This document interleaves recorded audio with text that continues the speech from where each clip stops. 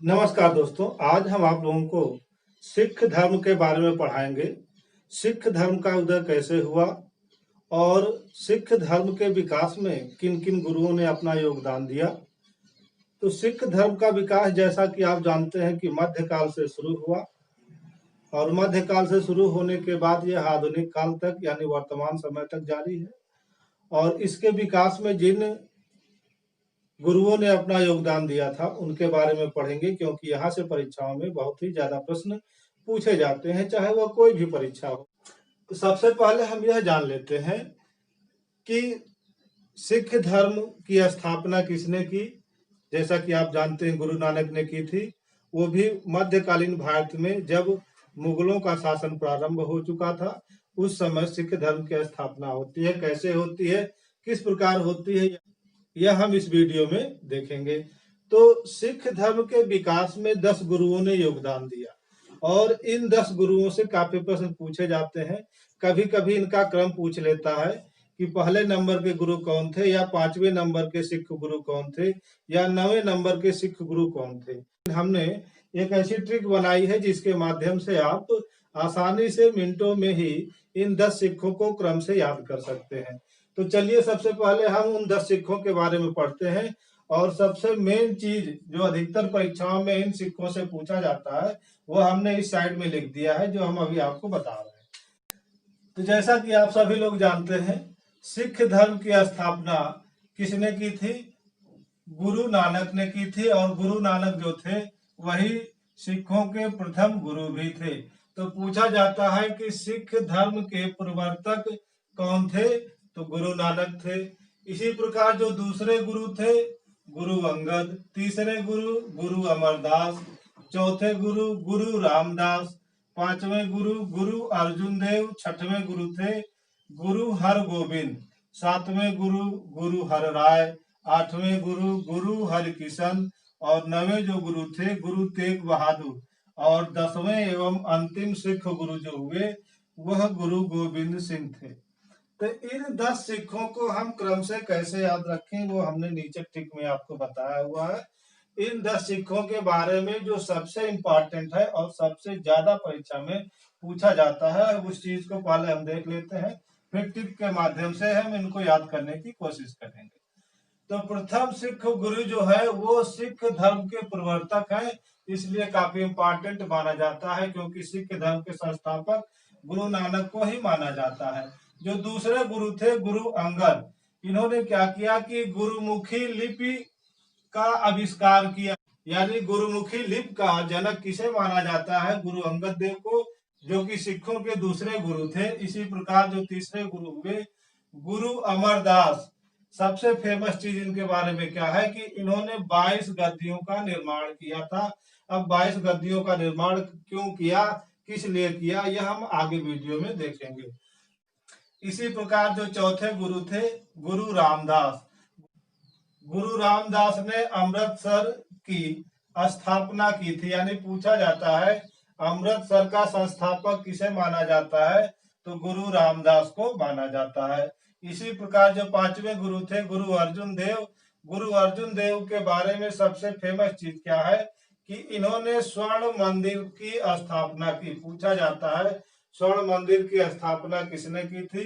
गुरु अर्जुन देव ने की थी अमृतसर में। इसी प्रकार गुरु अर्जुन देव को जहांगीर द्वारा मृत्यु दंड दिया गया था। बहुत पूछा गया है कि किस सिख गुरु को जहांगीर ने मृत्यु दंड दिया था? तो गुरु अर्जुन देव को। वो किस क्रम के गुरु थे? तो वे 5वें क्रम के गुरु थे। इसी प्रकार जो छठवें गुरु है गुरु हरगोविंद सिंह, इन्होंने अकाल तख्त की स्थापना की। बहुत पूछा जाता है कि अकाल तख्त की स्थापना किस सिख गुरु ने की थी? गुरु हरगोविंद ने की थी और 6वें नंबर के गुरु थे। इसी प्रकार गुरु हर राय उत्तराधिकार के युद्ध में भाग लेने वाले सिख गुरु थे। तो पूछा जाता है कि उत्तराधिकार के युद्ध में भाग लेने वाले प्रथम सिख गुरु कौन थे? तो गुरु हर राय थे। इसी प्रकार 8वें गुरु हरकिशन के बारे में क्या पूछा जाता है कि वह सिख गुरु कौन था जिसकी अल्पवयस्क अवस्था में मृत्यु हो गई थी? तो अल्पवयस्क अवस्था में जिस सिख गुरु की मृत्यु हुई थी वह है गुरु हरि किशन। इसी प्रकार जो नवे गुरु हुए गुरु तेग बहादुर को औरंगजेब द्वारा फांसी दी गई। बहुत पूछा जाता है कि औरंगजेब ने किस सिख गुरु को फांसी दी थी, तो गुरु तेग बहादुर को दी थी, और वो किस नंबर के थे, तो 9वें नंबर के थे। इसी प्रकार जो 10वें गुरु हुए गुरु गोविंद सिंह, इन्होंने खालसा सेना का संगठन किया था, यानी खालसा सेना का संगठन करने वाला सिख गुरु कौन था, तो गुरु गोविंद सिंह थे। अब इन 10 सिखों को हम क्रम से याद करने की कोशिश करेंगे, क्योंकि क्रम बहुत ज्यादा पूछा जाता है। तो आपको एक कहानी याद रखनी है। जब यह कहानी दिमाग में आपके रहेगी, आपको 10 सिख गुरु क्रम से याद हो जाएंगे। और यह कहानी क्या है कि आप देख रहे हैं कि गुरु नानक और अंगद प्रथम गुरु है। तो नानक अंगद, कहानी यह है कि नानक अंगद अमर होकर के कहाँ जाते हैं, और सभी लोग जानते हैं कि अमर होकर के लोग कहाँ जाएंगे, स्वर्ग में ही जाएंगे। तो नानक अंगद अमर होकर के स्वर्ग गए, और स्वर्ग में किससे उनकी मुलाकात होती है, तो उनकी मुलाकात राम से होती है, क्योंकि राम तो पहले से ही स्वर्ग में बैठे हुए हैं। तो गुरु नानक और अंगद अमर होकर के स्वर्ग में राम से मिले। राम से मिले तो क्या देखा कि वहां पर राम के अलावा 2 और भगवान बैठे हैं, अर्जुन और हरगोविंद। तो राम के अलावा उन्होंने अर्जुन और हरगोविंद को भी देखा, और जब देखा तो उनके चरणों में गिर गए और उनसे आशीर्वाद प्राप्त किया। अब आशीर्वाद प्राप्त करने के बाद हुआ क्या कि इन दोनों ने क्या किया कि वहां से हर हरि का नाम लेकर के, यानी अब उन्हें तो भगवान के दर्शन हो गए थे, अमर भी हो गए थे, अब वह हर हरि, हर और हरि का नाम लेकर के तेग उठाया, तेग यानी तलवार उठाया, और कहाँ चल दिए, गोविंद के पास चल दिए। यही कहानी आपको याद रखनी है कि नानक अंगद अमर होकर राम से मिले, वहां अर्जुन और हर गोविंद को भी देखा, और जब देखा तो उसके बाद उन्हें तो दर्शन हो गए थे किसके, ईश्वर के। और कौन से ईश्वर, राम, अर्जुन और हरि, इन ईश्वर के उन्हें दर्शन हो गए। तब वह हर हरि का नाम लेकर के तेग उठाते हैं और गोविंद के पास चले जाते हैं। यानी आपको बस इतना याद रखना है कि नानक अंगद अमर होकर के राम से मिले, वहां पर अर्जुन और गोविंद को भी देखा, फिर हर हरि का नाम लेकर तेग उठाया और गोविंद के पास गए। अब हम क्रम बैठाते हैं। नानक अंगद, तो नानक प्रथम, गुरु नानक देव प्रथम हो गए, और अंगद द्वितीय, यानी गुरु अंगद देव दूसरे नंबर पे आते हैं। अमर होकर के, जो अमर शब्द है वो तीसरे गुरु है, गुरु अमरदास। तीसरे गुरु याद हो गए, नानक अंगद गुरु अमरदास। अमर होकर के राम से मिले, तो चौथे गुरु कौन है आपके, रामदास। चौथे गुरु रामदास से मिले। इसके बाद वहां से वह क्या देखते हैं कि अर्जुन और हरगोविंद को भी देखा।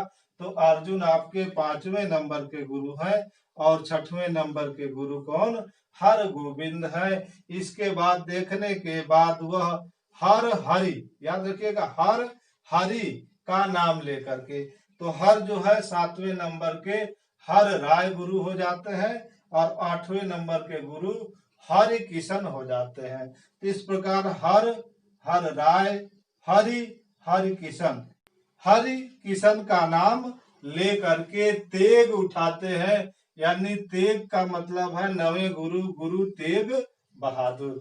तेग उठाया और गोविंद के पास गए, जो कि अंतिम गुरु थे। तो गोविंद कौन, गुरु गोविंद सिंह। इस प्रकार आपको याद भी हो गया होगा। नानक अंगद अमर होकर के, पहले, दूसरे और तीसरे, अमर होकर के राम के पास गए, चौथे गुरु, और वहां पांचवें गुरु अर्जुन और हरगोविंद, अर्जुन पांचवें, हरगोविंद छठवें नंबर के गुरु को भी देखा। फिर हर हरि, हर सातवें नंबर के हर राय और आठवें नंबर के हरि किशन का नाम लेकर के तेग उठाया नवे गुरु, गुरु तेग बहादुर तेग उठाया और गोविंद के पास गए। गोविंद यानी 10वें गुरु, गुरु गोविंद सिंह। तो उम्मीद है कि इस ट्रिक से आपको ये 10 गुरु याद हो गए होंगे। एक दो बार वीडियो आप देखेंगे, आपको एकदम जवाब पे याद हो जाएगा।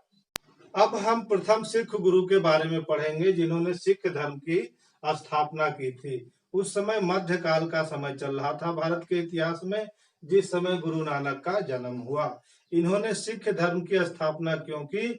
क्योंकि इन्होंने देखा कि जो उस समय हिंदुओं के धर्म थे, उन धर्मों में क्या भेदभाव बहुत ज्यादा होता था, पूजा पाठ बहुत ज्यादा होती थी, कर्म कांड का बहुत ज्यादा प्रचलन था। तो इन सब का उन्होंने विरोध किया और इस विरोध के फलस्वरूप उन्होंने एक नए धर्म की स्थापना की और उस धर्म का नाम क्या पड़ा? सिख धर्म पड़ा। इसी सिख धर्म के बारे में हम पढ़ेंगे। तो चलिए आइए शुरू करते हैं। सिखों के प्रथम गुरु गुरु नानक। गुरु नानक को सिखों के प्रथम गुरु के रूप में जाना जाता है। यानी सिखों के प्रथम गुरु कौन थे? तो गुरु नानक थे। गुरु नानक ने क्या किया कि 15वीं शताब्दी, ये शताब्दी याद रखिएगा कि गुरु नानक ने 15वीं शताब्दी में सिख धर्म की स्थापना की। किस शताब्दी में? तो 15वीं शताब्दी में सिख धर्म की स्थापना की। और जब इन्होंने सिख धर्म की स्थापना की तो जो धर्म था वह कौन सा धर्म कहलाया? नानक पंथ कहलाया। यानी शुरू में गुरु नानक ने जो पंथ चलाया था वह नानक पंथ के नाम से मशहूर हुआ। बाद में वह सिख धर्म के रूप में परिवर्तित हो गया। अब कैसे परिवर्तित हो गया नानक पंथ, हम देखते हैं। तो गुरु नानक के जो शिष्य हुआ करते थे, जो गुरु नानक के शिष्य हुआ करते थे, उन्हीं शिष्यों को सिख कहा गया। याद रखिएगा, सिख कोई अलग से जाति भारत में नहीं आई थी, बल्कि गुरु नानक के जो शिष्य थे उन्हीं को सिख कहा जाने लगा। इस प्रकार से सिख धर्म की स्थापना भारत में गुरु नानक के द्वारा की गई। तो याद रखिएगा, सिख धर्म को प्रारंभ में किस पंथ के नाम से जाना जाता था? तो नानक पंथ के नाम से जाना जाता था। पूछा जाता है कि सिख धर्म के प्रणेता या सिख धर्म के संस्थापक कौन थे? तो गुरु नानक थे। याद रखिएगा कि गुरु नानक को एक उपाधि प्रदान थी, और वह कौन सी उपाधि प्रदान थी? तो वह उपाधि थी हजरत रब्बुल मजीद। हजरत रब्बुल मजीद किस सिख गुरु की उपाधि थी? तो गुरु नानक की उपाधि थी। अब गुरु नानक का हम जन्म देख लेते हैं। तो गुरु नानक का जन्म 15 अप्रैल 1469 ईस्वी में हुआ। कहाँ हुआ? तो रावी नदी के तट पर हुआ। गुरु नानक का जन्म 15 अप्रैल 1469 ईस्वी को रावी नदी के तट पर हुआ था। तो रावी नदी के तट पर एक स्थान था जिसका नाम था तलवंडी। तो तलवंडी नामक स्थान पर गुरु नानक का जन्म हुआ था। अब यह तलवंडी आधुनिक रूप में किसके नाम से जाना जाता है? तो ननकाना साहब के नाम से जाना जाता है। और यह कहाँ पड़ता है? तो यह पाकिस्तान में पड़ता है। पाकिस्तान के ननकाना साहिब के तलवंडी नामक स्थान पर 1469 ईस्वी को हुआ था। वो भी किस नदी के तट पर? तो रावी नदी के तट पर। गुरु नानक का जो जन्म हुआ वह किस कुल में हुआ था? तो उनका जन्म खत्री कुल में हुआ था। किस कुल से संबंधित थे? तो वो खत्री कुल से संबंधित थे, यानी खत्री कुल में इनका जन्म हुआ था। ये क्वेश्चन आता है कि गुरु नानक की जीवनी किसने लिखी? तो आगे चल करके एक सिख गुरु होते हैं जिनका नाम है गुरु अंगद देव। गुरु अंगद देव ने ही गुरु नानक की जीवनी लिखी थी। याद रखिएगा इस बात को, क्योंकि पूछा गया है ये क्वेश्चन। गुरु नानक के जो पिता थे उनका नाम था कालू जी मेहता। कालू जी मेहता गुरु नानक के पिता का नाम था। इन्हें कल्याण चंद के नाम से भी जाना जाता था। तो कालू जी मेहता गुरु नानक के पिता थे। और गुरु नानक की माता का नाम पूछा जाता है तो गुरु नानक की माता का नाम तृप्ता देवी था। याद रखिएगा, तृप्ता देवी गुरु नानक की माता का नाम था। और गुरु नानक की पत्नी का नाम क्या था? तो सुलक्षणा देवी। सुलक्षणा देवी गुरु नानक की पत्नी का नाम था। अब हम देख लेते हैं कि उन्हें ज्ञान की प्राप्ति कैसे हुई और किस प्रकार उन्होंने अपने ज्ञान को भारत में फैलाया था। तो गुरु नानक को ज्ञान की प्राप्ति काली बेन नदी के किनारे प्राप्त हुई थी। पूछा जाता है किस नदी के किनारे उन्हें ज्ञान की प्राप्ति हुई थी? तो काली बेन नदी के किनारे उन्हें ज्ञान की प्राप्ति हुई थी। तो जब गुरु नानक को काली बेन नदी के किनारे ज्ञान की प्राप्ति हो गई तो उन्होंने अपने ज्ञान को फैलाना चाहा, यानी लोगों के बीच बांटना चाहा। उसके लिए क्या करना था? उसके लिए देश भ्रमण करना था। तो इस प्रकार गुरु नानक ने अपने ज्ञान को भारत में भ्रमण करके जगह जगह पर फैलाया, यानी अपने धर्म का प्रचार प्रसार किया। तो नानक द्वारा देश में की गई धर्म यात्रा को किस नाम से जाना जाता है? तो उदासी के नाम से जाना जाता है। बहुत पूछा गया है कि उदासी क्या है? तो नानक द्वारा देश में की गई धर्म यात्रा थी, जिसे उदासी के नाम से जाना गया। इस प्रचार प्रसार के दौरान गुरु नानक ने क्या किया कि संगत एवं पंगत व्यवस्था को लागू किया। संगत और पंगत व्यवस्था क्या है? तो संगत धर्मशालाओं का निर्माण करना था और जो पंगत था वह लंगर व्यवस्था थी। यानी संगत और पंगत ऐसी व्यवस्था थी जिसके जरिए अपने धर्म उपदेश को लोगों तक पहुंचाना था और उन लोगों को आपस में एक जगह बैठा करके भोजन खिलाना था। इस व्यवस्था को लंगर व्यवस्था के नाम से जाना गया। तो लंगर व्यवस्था का प्रारंभ करता एक तरह से माने तो गुरु नानक को माना जाता है। लंगर व्यवस्था का उद्देश्य क्या था? गुरु नानक ने संगत पंगत व्यवस्था क्यों शुरू की थी या लंगर व्यवस्था क्यों शुरू की थी? क्योंकि उनका उद्देश्य यह था कि हिंदुओं की जाति व्यवस्था को समाप्त करना था। यानी उस समय हिंदुओं के बीच जातीय भावना बहुत ज्यादा भरी हुई थी।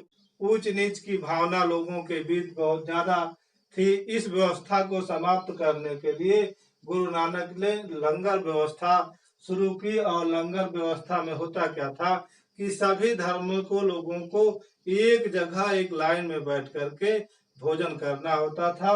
उस व्यवस्था में यह था कि न कोई बड़ा होता था न कोई छोटा होता था। सभी लोग, अमीर गरीब सभी लोग एक साथ बैठ करके भोजन करते थे। इसी को लंगर व्यवस्था कहा गया। तो उद्देश्य पूछा गया है, इसका उद्देश्य क्या था कि हिंदुओं की जाति व्यवस्था को समाप्त करना था।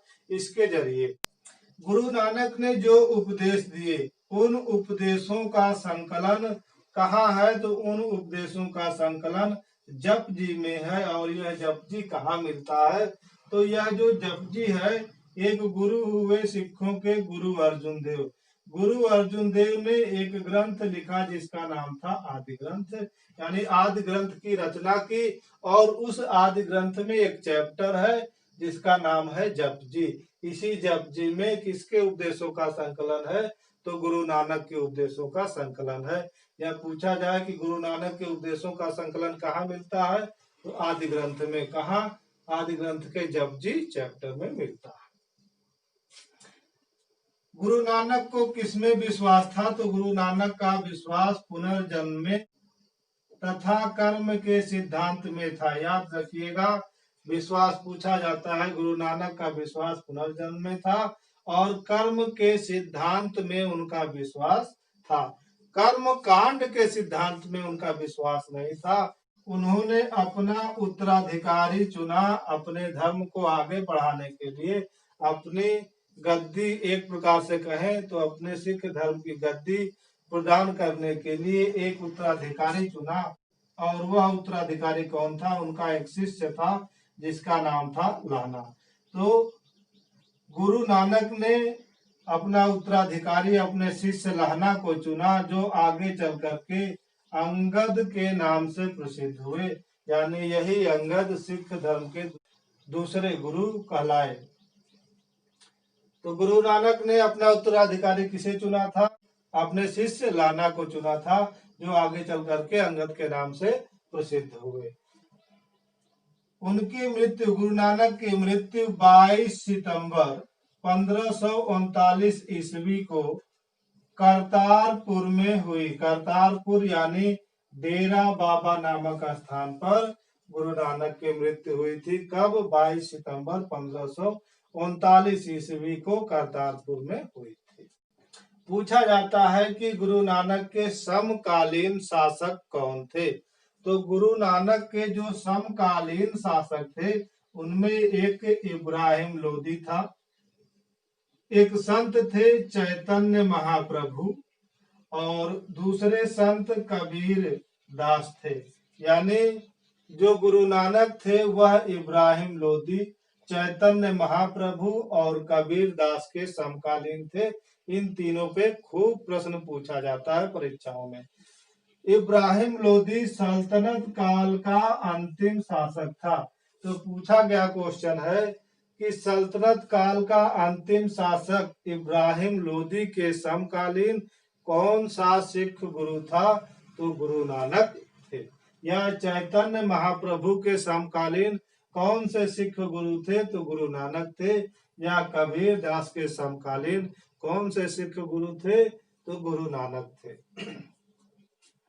गुरु नानक ने क्या किया कि बाबर के विषय में बाबरवाड़ी नामक रचना में अपने विचार व्यक्त किए थे। कि उनकी मृत्यु किस मुगल शासक के शासनकाल में हुई थी? तो उनकी मृत्यु हुमायूं के शासनकाल में हुई थी।